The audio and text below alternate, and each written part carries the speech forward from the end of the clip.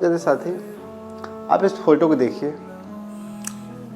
ये जो रसगुल्ला है ना, ये जो छोटा रसगुल्ला है, इस छोटे रसगुल्ले पे एक क्या है, एक उम्मीद है। इस रसगुल्ले की आंखों में एक उम्मीद है। कैसा है, बस वही ये बताना चाहता है कि विरासत में हर बार सोना चांदी नहीं मिलता। विरासत में हर बार सोना चांदी नहीं मिलता। कई बार जिम्मेदारियां भी मिलती हैं। कई बार जिम्मेदारियां भी मिलती है। तो न जाने मेरे कितने भाई बहन ऐसे हैं जो इस तरीके की ज़िंदगी आज भी जी रहे हैं। पढ़ाई करने के लिए पैसे उनको खुद कमाना पड़ता है, काम करना पड़ रहा है। मैं पढ़ चैनल को सब्सक्राइब करो पहले। हाँ जल्दी करो, मुझे पता है कि आप लोग नहीं करते, वीडियो देखते हो लेकिन सब्सक्राइब नहीं करते। ये लाल कलर का बटन नहीं, इसे दबाओ, जल्दी दबाओ, जल्दी दबाओ, फिर मैं शुरू करूँ। दबा दो, जल्दी दबा दिया, घंटी भी दबा देना। कुछ बेहतर करना है अपने परिवार के लिए। साथियों, ये है पूरा नोटिफिकेशन जहाँ से आप मूव ऑन करने वाले हैं। क्या है मेरे साथी, मैं आपको पढ़ के समझाऊंगा, फिर आगे लेके चलूँगा। Railway recruitment board RRBs has, RRB full form क्या होता है, रेलवे रिक्रूटमेंट बोर्ड। मैं आपको हर वो चीज़ बताऊंगा जिससे आपकी नॉलेज बढ़े, इसलिए आप वीडियो को पूरा देखिएगा, ठीक है। चलिए, क्या होता है, हैज द लिस्ट जारी किया जाता है। क्या, a notification on official website. Notification means क्या होता है भाई, अधिसूचना, ठीक है। वहाँ पे recruitment of a non technical popular category, non technical popular category that NTPC inter level post. NTPC जो वैकेंसी आती है वो 12th लेवल की आती है, इंटर लेवल लिखा है। दिस रिक्रूटमेंट इज फॉर 3058, 3058 पदों के लिए आपसे वैकेंसी मांगी गई है, मतलब आवेदन मांगे गए हैं। RRB form has started on 28 अक्टूबर से फॉर्म को भरा जाएगा। And the candidate can apply till the 27 नवंबर 2025। ये आपको 27 नवंबर, यहाँ वाला आपको सीन दिख रहा होगा, 27 नवंबर तक आप फॉर्म को भरोगे। दैट मीन्स 28 अक्टूबर से आपका फॉर्म चालू हो रहा है और आप 27 तक उस फॉर्म को फिलअप करोगे, राइट।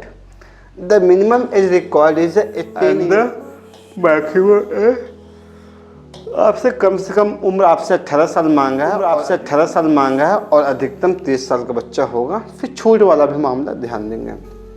ऑन 1 जनवरी 2026, ठीक है। ये मांगा कब गया, 1 जनवरी 2026 तक जो बच्चा 18 साल को पूरा कर रहा है उस फॉर्म को भर सकता है। 1 जनवरी 2026 को अगर वो 18 साल पूरा हो रहा है तो फॉर्म भर सकता है, ठीक है। And candidates must check the complete details for RRB NTPC inter-level recruitment 2025 which has given below advertising number वगैरह दिया हुआ है।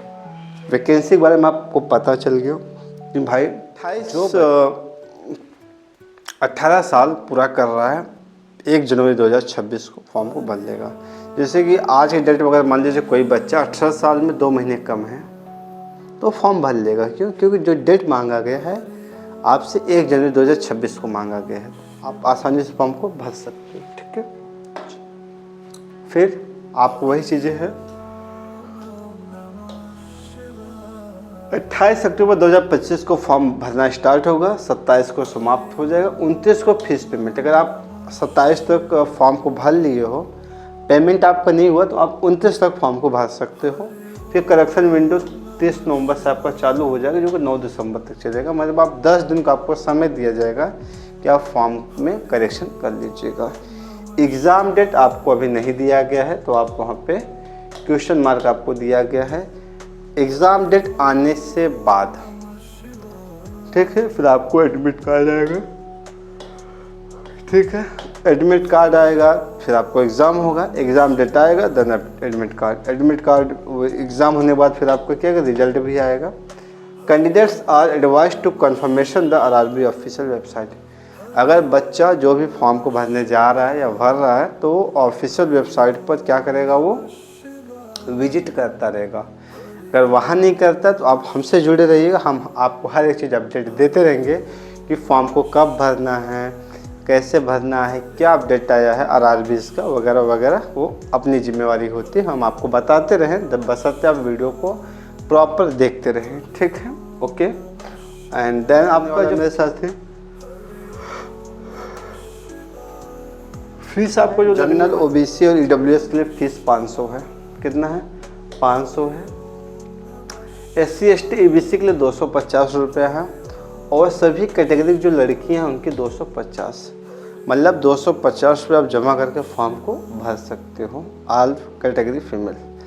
फीस रिफंड होगा अगर आप पेपर फर्स्ट स्टेज में बैठेंगे, तो इसमें 2 पेपर होगा, प्री मेंस। NTPC का रूल ही होता है, आप फर्स्ट पेपर जैसे 500 फीस लगा था, 400 आपको वापस आएगा। Will be refunded and other candidate 250, और जो अदर कैंडिडेट हैं आप SC ST OBC all female category 250 fees को उनको रिटर्न आ जाएगा जो लगा था, ठीक है।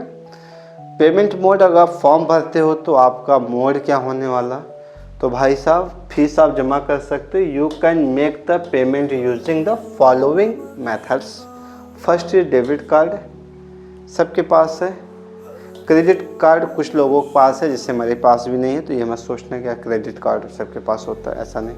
इंटरनेट बैंकिंग किसी किसी के पास है। IMPS किसी किसी के पास में है। यहाँ पर मोबाइल वॉलेट वगैरह, कैश। एक UPI मेथड होता है। क्या होता है? UPI की मैं बात करूँ मेरे साथी, unified payment interface. Unified payment interface ये है भारत की खोज, और इसमें एक होता है QR code and UPI ID के थ्रू हम पैसा को जमा करते हैं। आज की तारीख में ज़्यादातर लोग QR यूज़ करते हैं। फॉर्म भरने के बाद QR कोड को UPI में जाके QR को सिलेक्ट करते हैं, तो QR सामने दिखने लगता है, एक ऐसे बॉक्स आता है जो कि भरा रहता है, और स्कैन करते हैं तो सीधे आपका अमाउंट शो होने लगता है और पैसा डिडक्ट हो जाता है आपके अकाउंट से आफ्टर योर पिन। अब भाई ये तो आप समझ गए। पहली बात मैं यहाँ पे आपको समझा दूँ, इस फॉर्म के लिए सबसे बड़ी जो बाधा होती है लड़कियों के लिए, स्पेशल फॉर लड़की, इनके लिए जो बाधा होती है हाइट की, वैसे लड़कों के लिए भी होता है।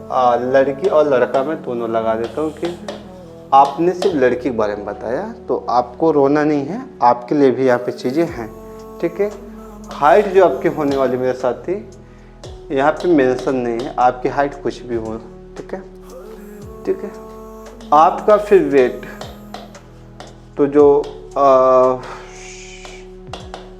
लड़कियां भाव खाती हैं तो खाना तो नहीं खाती, आ जा यार, है ना, पेन चल जा, ठीक है। तो भाई वेट का यहाँ पे कोई इशू नहीं है, आपका जो भी वेट होगा चल जाएगा। लेकिन एक मेडिकल इशू बन सकता है गर्ल्स के लिए कि ऐसा ना हो कि वो सीख जैसी पतली दुबली और हल्की हो। मैं बता नहीं रहा हूँ भाई कि हो सकता है वो भी हो, तो भरते समय नोटिफिकेशन आप पढ़ लीजिएगा। मैं यहाँ नहीं देख पाया वेट के बारे में, हाइट तो फिक्स है बट वेट का नहीं पता, ठीक है। जो ये दोनों चीज़, और आपको यहाँ पर इंग्लिश का नॉलेज आपको नहीं चाहिए ना। कितने सो इंग्लिश से बचना चाहते कि भाई इंग्लिश ग्रामर आएगा वगैरह वगैरह। इंग्लिश और हिंदी का सिलेबस में कोई रोल नहीं है, आप आराम से इस फॉर्म को भर सकते हो, ठीक है। इंग्लिश ग्रामर जिनको नहीं पढ़ना है, हिंदी व्याकरण नहीं पढ़ना, तो भाई साहब आपके लिए बेस्ट नौकरी है। इसमें होता है क्या, मैं ये बताऊँ, इसका जो सिलेबस होता है ना साथ, इसमें आपको मैथ पूछा जाएगा, आपसे मैथ्स पूछा जाएगा, आपका रीजनिंग पूछा जाएगा। क्या पूछा जाएगा? आपसे रीजनिंग पूछा जाएगा, और आपका फिर थर्ड में आपसे GS पूछा जाएगा। आप समझ रहे होंगे। मैथ्स आपका 35 क्वेश्चन होता है, जो 35 नंबर का होगा। एक क्वेश्चन 1 नंबर का होता है। रीजनिंग आपका 35 क्वेश्चन होगा, और GS आपका 50 नंबर का होगा। मतलब ये टोटल क्वेश्चन भी टोटल नंबर भी हैं। एक क्वेश्चन 1 नंबर का होता है, और देन आफ्टर इसमें निगेटिव मार्किंग होती है। क्या होती है मेरे साथ है, अगर हम बात करेंगे यहाँ पे ना, निगेटिव मार्किंग होती है। क्या होती है? Negative marking.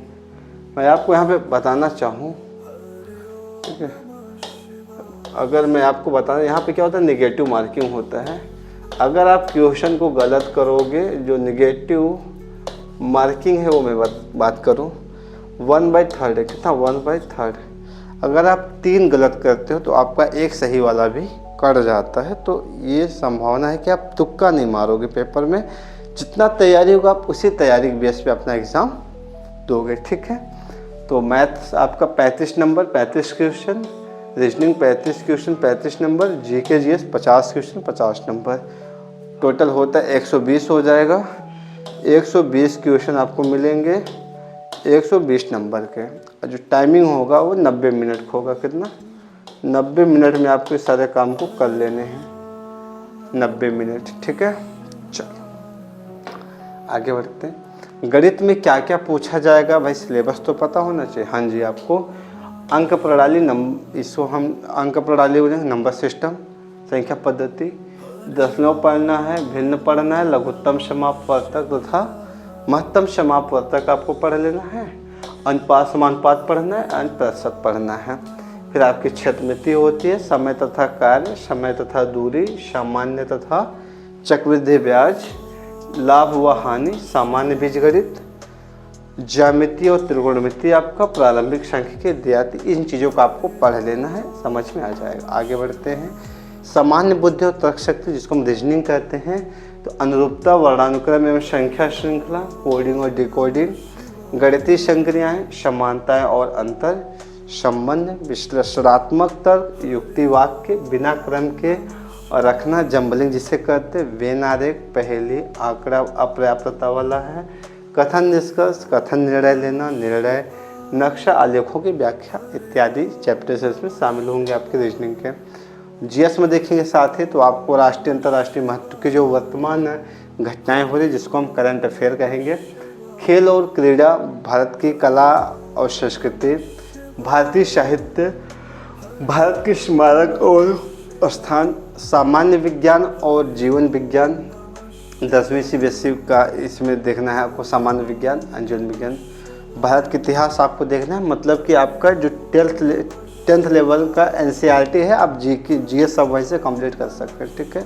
सामाजिक आर्थिक आपका भूगोल, भारतीय राजनीति और शासन, संविधान और राजनीतिक प्रणाली, भारत के सामान्य वैज्ञानिक एवं तकनीकी विकास सहित अंतरिक्ष और परमाणु कार्यक्रम है, संयुक्त राष्ट्र और अन्य महत्वपूर्ण संगठन, भारत और विश्व में बड़े पैमाने पर पर्यावरण के मुद्दे, कंप्यूटर और कंप्यूटर अनुप्रयोग, सामान्य संक्षिप्तियों, भारत में परिवहन प्रणाली, भारतीय अर्थव्यवस्था, भारत और विश्व की प्रसिद्ध हस्तियाँ, ध्वजपद विशेष, शारीरिक सरकारी कार्यक्रम, भारत की वनस्पति और जीव, भारत के महत्वपूर्ण सरकारी और सार्वजनिक क्षेत्र के जो संगठन हैं यहाँ पर बात की गई है। तो उम्मीद है साथी कि आपको चीज़ें यहाँ तक क्लियर हो गई होंगी, है ना। इसी उम्मीद के साथ हम आपसे क्या लेते हैं भाई, बताना चाह रहे क्या लेंगे, हम लोग आपसे विदा लेंगे। और इन्फॉर्मेशन जो भी आपको लग रहा है, क्या आपको पूछना है, कमेंट आपके लिए खुला है, अपना कमेंट दीजिएगा। तब तक के लिए नमस्कार।